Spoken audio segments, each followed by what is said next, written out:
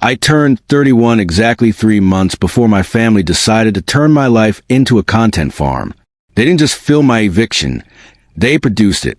This wasn't a shaky, handheld video captured in the heat of a family argument. This was cinema. They storyboarded my humiliation, color graded my failure, and sound mixed my supposed rock bottom. The video, which hit TikTok on a Tuesday afternoon, opened with a tight shot of my mother, Eleanor. She was sitting on the edge of her duvet, bathed in that soft, golden hour window light that makes everyone look vulnerable. She was doing the weeping matriarch routine, a performance I'd seen 1,000 times over the dinner table, but never with this level of commitment. Real tears, mascara tracking down her cheek, the slight tremble in her lower lip. She looked into the lens and whispered about how she had given me the world, and in return, I had given her nothing but heartache. She spoke about enabling, a buzzword she picked up from daytime talk shows. She said she was done financing my laziness. She said she had to cut the cord to save my soul. Then came the jump cut to the garage. My father, Marcus, was there. He was aggressively shoving my clothes, mostly old hoodies and college t-shirts I hadn't worn in a decade, into heavy-duty black trash bags. He was talking to their audience, to the invisible thousands, lecturing them on what it means to be a man. Tough love, he called it. He said that real men take responsibility, that sometimes we have to burn the safety net, so the bird learns to fly. He looked stoic, pained, like a general sending a soldier into battle, rather than a father throwing away his son's debate team t-shirts. My younger brother, Tyler, provided the voiceover commentary. He framed the narrative, calling me the main character who had finally run out of plot armor. He spun a tale of a 31-year-old man-child who refused to launch. And closing out was my sister, Chloe. She popped up at the end with infographics, actual graphics she had edited into the video, citing statistics about failure to launch millennials. She tagged it with every trending soundbite she could find. It amassed 650,000 views in 96 hours. The comments section was a cesspool. It was exactly what you'd expect when the internet is fed a villain on a silver platter. People call me a parasite. They call me a waste of oxygen. Strangers speculated on my mental health, my substance abuse history, my character. One comment, which had over 4,000 likes, simply said, "Your mother should have swallowed 31 years ago." I didn't find the video because I followed them. I found it because Chloe's ex-boyfriend, a guy named Dave who I actually liked, sent it to me. He didn't send it as a warning. He sent it as a joke. He assumed I wasn't on it. He texted me, "Bro, the production value is insane. Did you guys hire a DP? Also, did you actually keep that neon beer sign?" I opened the link sitting in the driver's seat of my car, parked in a lot of Whole Foods, where I had just bought a rotisserie chicken and a salad for dinner. I watched it, then I watched it again. Then I watched it a third time, scrubbing through the timeline, looking at the details. I downloaded it to my phone. I screen recorded it. I emailed the file to my work address and saved it to an external hard drive. Then I drove home, not to their house, to my apartment, the 2-bedroom apartment in a quiet complex that I had been renting for 2 months. I sat in my living room, surrounded by my own furniture, eating my chicken in silence, and I realized something terrifying. My family hadn't just lied. They had crafted an alternate reality. Because here is what the camera didn't see. Here is the context they conveniently left on the cutting room floor while they were chasing clout. I hadn't lived in their house for 2 months. I wasn't evicted. I had left. And the reason I had been living there in the first place? They begged me to. Let's rewind the tape. I had been independent since I was 23. I had a solid career in supply chain logistics. It wasn't glamorous, but it was stable and it paid well. I had my own place, my own car, my own life. 2 years ago, Marcus, my dad, had a health scare. It was a heart issue, atrial fibrillation. It wasn't immediately life-threatening, but it was serious enough that he had to cut his hours at the warehouse significantly. My mother, Eleanor, hadn't worked a paying job since 1990.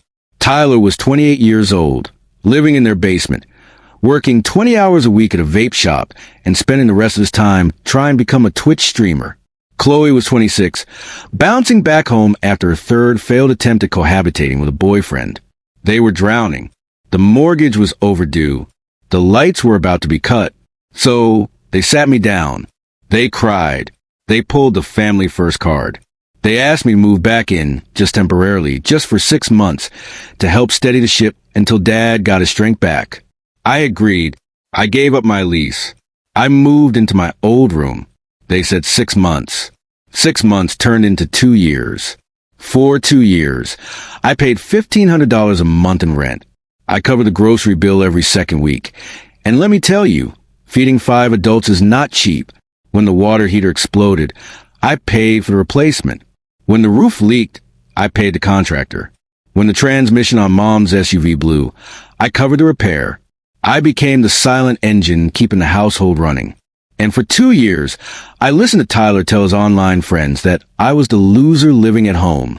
I watched Chloe post carefully curated Instagram stories of her aesthetic bedroom, never mentioning that she was 26 and paying $0 in rent. I listened to my parents brag to their church friends about how well their children were doing, implying that my presence was a burden they were graciously bearing, all while I quietly transferred money into their joint account on the first of every month. For months ago, I hit my breaking point. I told them I was moving out. I found a place, signed a lease, and gave them 60 days of notice. You would have thought I told them I was setting the house on fire. Marcus screamed at me. He called me selfish. He said I was abandoning the family in their time of need. Eleanor cried, real tears, different from the TikTok tears, about how they had raised me to be better than this. I stood my ground. I told them they needed to figure it out. I told them Tyler needed to pay market rent. I told them Chloe needed to get a full-time job. I moved out. They called me 16 times a day for the first week. They sent guilt-tripping texts. Marcus said I was punishing them. I wasn't. I was just done. Then silence. For 3 weeks, they stopped calling. I thought maybe they had finally accepted reality. I thought maybe they were actually looking for jobs. I was wrong. They weren't looking for jobs. They were pre-production. They filmed that video in the house I hadn't stepped foot in for 8 weeks. They went into my old room, which still had a few boxes of high school memorabilia I hadn't bothered to move, and they staged a set.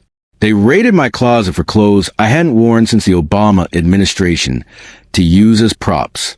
They created a piece of fiction where they were the heroes finally standing up to their deadbeat son. They monetized my failure. I didn't comment on the video. I didn't duel with them in the comments section. I didn't text them to ask what the hell they were doing. I went to work. I came home, and I started digging. Over the next 3 weeks, while they were high-fiving each other over view counts, I was building a war chest. I pulled every single bank statement from the last 24 months. I highlighted every transfer. I found the Venmo receipts for the groceries. I found the invoice for the water heater, the receipt for the car repair, the email confirmation for the roof patch. I had receipts. Literally. I didn't stop at the money. I reached out to the neighbors. Mrs. Higgins next door, who had watched me mow my parents' lawn every Saturday for 2 years because Tyler had allergies. I talked to my dad's old co-worker, who knew exactly why Marcus had reduced his hours and had heard Marcus bragging about how I was covering the bills. I contacted my Aunt Sarah, Eleanor's sister, who I had helped move furniture for and who knew the real dynamic in that house. Then I went to a lawyer. Not a strip mall lawyer, a specialist in defamation and digital harassment. I sat in a glass wall conference room and laid it all out. The video, the comments, the financial records showing $38,000 in direct payments over 2 years, not including the cash repairs. The lawyer, a sharp woman named Ms. Vance, looked through the file. She watched the video. She read the comments urging me to kill myself. She looked at the bank statements. We have a case, she said. Defamation per SE, intentional infliction of emotional distress. False light. And given that they are soliciting donations on the back of the story, fraud. I filed the paperwork on a Thursday. They were served on a Friday. The reaction was instantaneous. My phone started buzzing at 11 a.m. First Marcus. then Eleanor, then Chloe, then Tyler, then Marcus again. 17 calls in the first hour. I let every single one go to voicemail. Then came the text. Marcus, we need to talk. Now. Eleanor, how could you do this? This is insane. Chloe, you can't take a joke? You're ruining everything. Tyler, you're such a vindictive prick. By the afternoon, the tone shifted. The anger turned to panic. Eleanor left a voicemail where she was hyperventilating. Liam, please pick up. The lawyer says this is going to cost thousands just to answer. We don't have it. We're family. Chloe texted. You're going to ruin everything we've built. Everything they'd built. That phrase stuck with me. They thought 40,000 followers and a few viral videos was an empire. They thought they were building a legacy. I didn't respond. But I wasn't done. The lawsuit was a nuclear option, but I had some conventional bombs to drop. 2. I knew that Marcus's boss, a rigorous man named Mr. Henderson, would be very interested to know that his employee, who was supposedly too sick to work full shifts, had the energy to produce direct and star in viral content. I knew that Chloe's new employer, a mid-size insurance firm where she had just started a probationary role, had a very strict social media policy regarding reputational risk. And I knew that Tyler's manager at the vape shop probably didn't know his employee was soliciting donations online for a hardship that didn't exist. So I sent emails. I didn't send them with malice. I sent them with concern. I attached the video. I attached the context. I attached the timeline, proving I wasn't living there when the video was filmed. I simply stated that I wanted to correct the record regarding the viral video featuring their employee. Saturday was chaos. Eleanor was screaming into my voicemail. Marcus was leaving messages saying I had crossed a line, that I was trying to destroy the family. Chloe left a tearful message saying her boss had called her into a meeting on Monday morning. Sunday was quieter. Just 12 calls. Monday morning, I got a call from a lawyer. They had scraped together enough money to retain. He wanted to talk settlement. He wanted to know what I wanted. I told him to talk to Ms. Vance. By Monday evening, the tally was 87 missed calls, 73 text messages. Eleanor sent one last text that night. Whatever you are planning, please stop. We can't survive this. But I wasn't planning anything anymore. The machine was already running. The thing about narcissists is that when they are backed into a corner, they don't reflect. They attack. My parents genuinely believed they were the victims.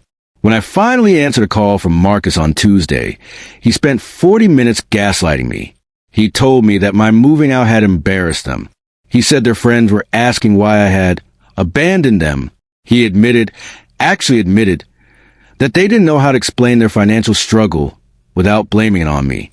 We needed a reason, Liam, he said, as if that explained everything.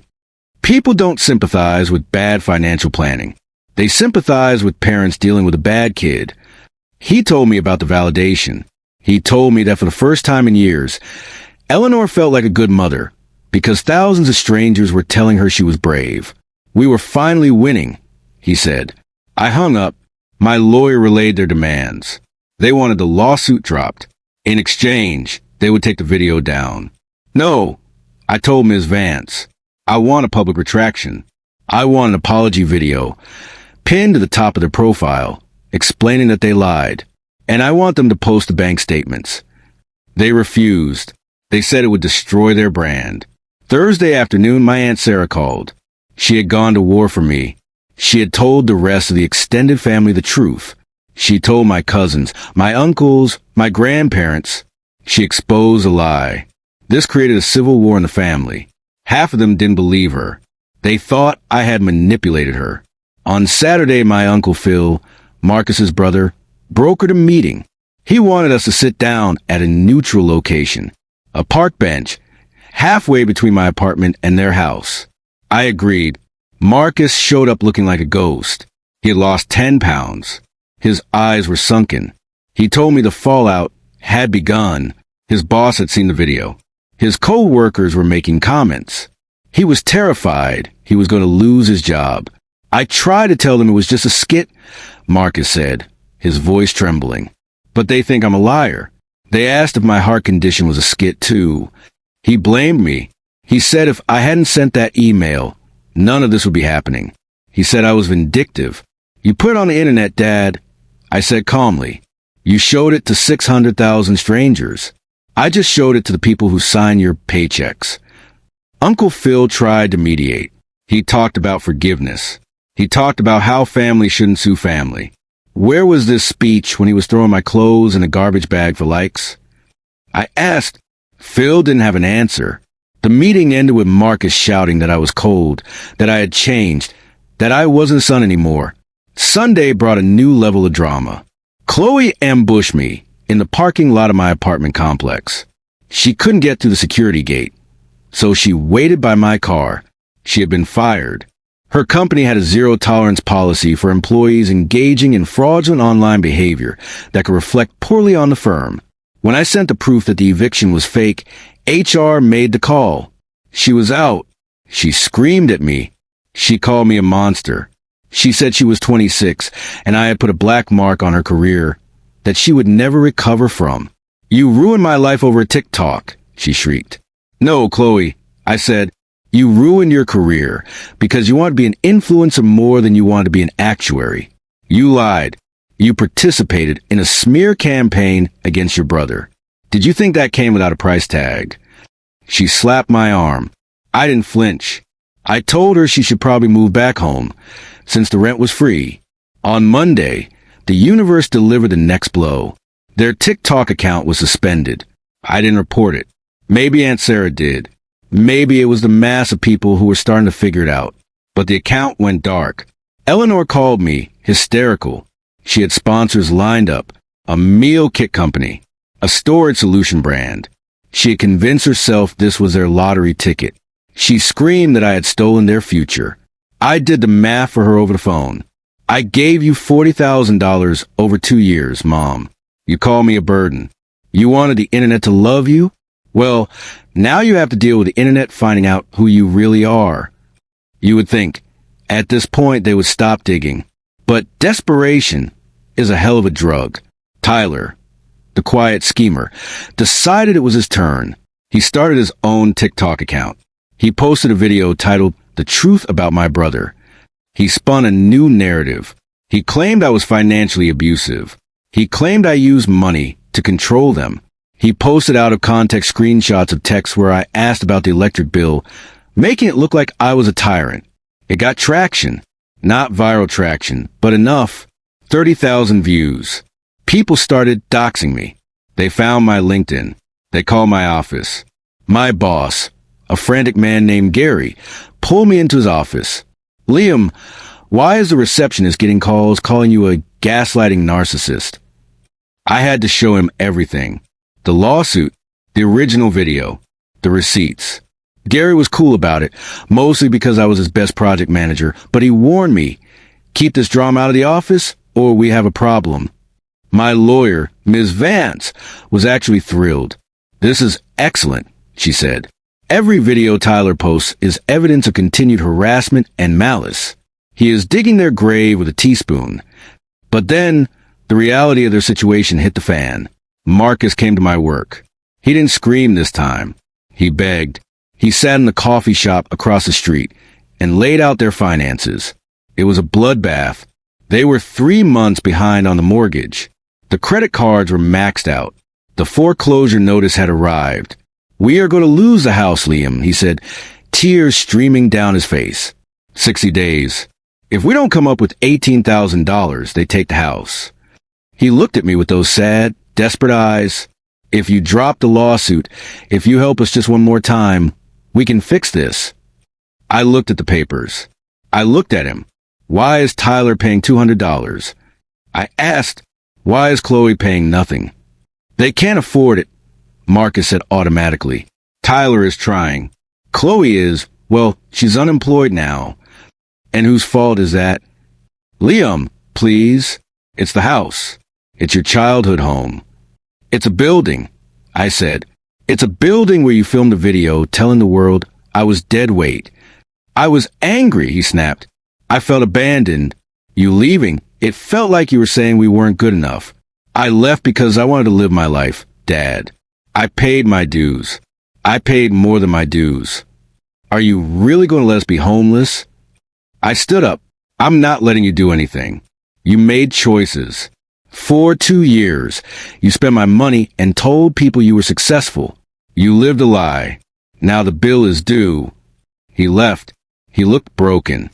That night, Tyler posted a video giving a tour of the destitute house, showing the empty fridge. He tried to weaponize pity. But the internet is fickle. People started asking questions. Wait, you're 28? Why don't you have a job? Why is your brother responsible for your parents' mortgage? The tide turned. Someone found Tyler's Instagram from a year ago. Photos of him popping bottles at a club, wearing Yeezys, while I was paying the water bill. The comments savaged him. Tyler deleted everything and went dark. Then, Marcus lost his job. The investigation concluded that he had misrepresented his medical condition to work reduced hours while engaging in other activities. He was fired for cause. The foreclosure clock was ticking. My mom's church group, her social lifeline, found out. I suspect Aunt Sarah again. The women who had prayed for my lost soul confronted Eleanor. They asked to see the financial records. When Eleanor couldn't produce proof of my mooching, they turned on her. They told her to step down from the choir. They told her she was bearing false witness. Eleanor was shattered. She called me, sobbing. They don't want me there, Liam. They think I'm a liar. You are a liar, Mom, I said. It felt cold, saying it like that, but it was the truth. Thanksgiving approached. Uncle Phil called. We can't have a joint dinner, he said. Nobody is speaking to anybody. I'm fine with skipping it, I said. Grandma wants everyone together, Phil insisted. Grandma should have taught her son not to create fake content for clout. I replied. We had separate dinners. I went to Uncle Phil's. It was pleasant, quiet, no cameras. My parents ate in their dining room, surrounded by packing boxes, realizing that their time in the house was almost up. Then came the final Hail Mary. 3 weeks before the auction, my parents' lawyer reached out. They had a settlement offer. They would give me a full public apology. They would admit everything was staged. They would post my financial contributions. And they would pay me $20,000. I asked Ms. Vance, where are they getting 20 grand? They're trying to get a hard money loan against the remaining equity in the house before the foreclosure freezes it, she said.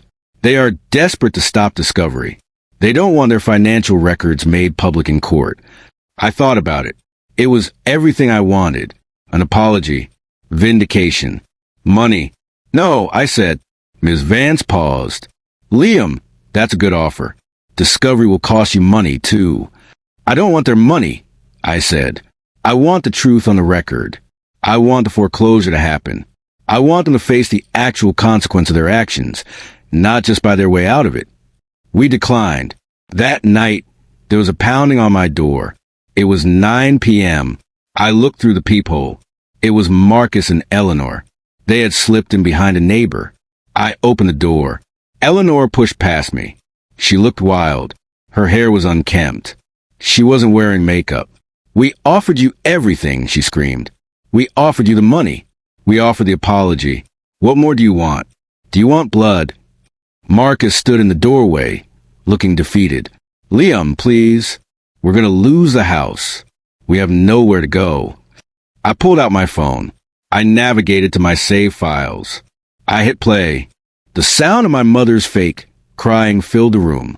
The sound of Marcus's tough love speech echoed off the walls. Watch it, I said. Stop it, Eleanor cried. I can't. Watch it, I yelled. It was the first time I had raised my voice in months. Look at what you did. You sat there and told the world I was nothing. You invited millions of people to mock me, and you did it while spending my money. We're sorry, Marcus shouted. We made a mistake. You didn't make a mistake, I said, my voice dropping to a whisper. You made a production. You edited it. You added music. You tagged it. That takes time. That takes intent. We're your parents, Eleanor sobbed.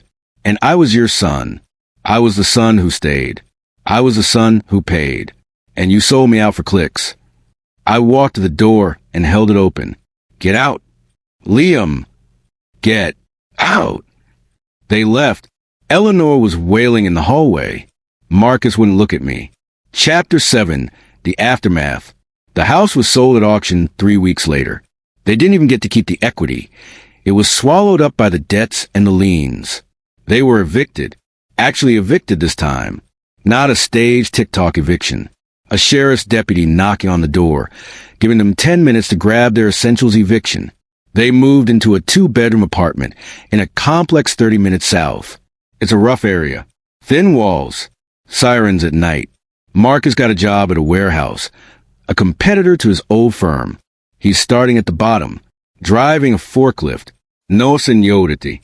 Eleanor is working. For the first time in 30 years, she punched a clock. She's working the checkout counter at a grocery store. She wears a polyester vest and stands on her feet for 8 hours a day. Chloe is living on a friend's couch. She applied to 50 corporate jobs and got rejected by all of them. The background checks flagged the termination. She's working retail at the mall now. Tyler. Surprisingly, Tyler stepped up. Or maybe he just ran out of options. He got a full-time job at a cell phone kiosk. He moved into a share house with 3 other guys. He's paying rent. He looks tired in his photos, but he looks real. The lawsuit was settled last week. Not for money. They have none. They posted a statement on Facebook. A long, detailed admission of guilt. They admitted the video was a hoax. They admitted I had supported them for 2 years. They admitted to the defamation. It got 32 likes. 32 people saw the truth, compared to the 650,000 who saw the lie. But those 32 people were the ones who mattered. The family, the church, the neighbors. My mom called me one last time after the post went up. "Are you happy now?" she asked. Her voice was flat, dead. "I'm not happy, Mom," I said. "I'm just clear." "You destroyed us," she said. "No, Irelia. I just stopped saving you from yourselves." "I don't think I can ever forgive you for this," she said. "That's okay," I told her. "I didn't do this for your forgiveness. I did it for my self-respect." I hung up. My life hasn't changed much. I go to work. I pay my bills. I hang out with my friends. I date, but there's a lightness to it now. I don't dread the phone ringing. I don't worry about the next crisis I have to fund. Sometimes late at night, I scroll through TikTok. I see the skits, the pranks, the family dramas. I wonder how many of them are real. I wonder how many other sons or daughters are being cannibalized for content. My parents wanted to show the world what happens when you practice tough love. They wanted to show the consequences of failure. Well, they succeeded. They showed the world exactly what happens when you bite the hand that feeds you. They showed that in the real world, the world away from the ring lights and the filters, actions have consequences. They wanted to go viral. And in a way, they did. They became the perfect example of what not to do. I gave them everything I had. They gave me a hashtag. So I gave them what they asked for. I gave them a reality check. And honestly, I sleep like a baby.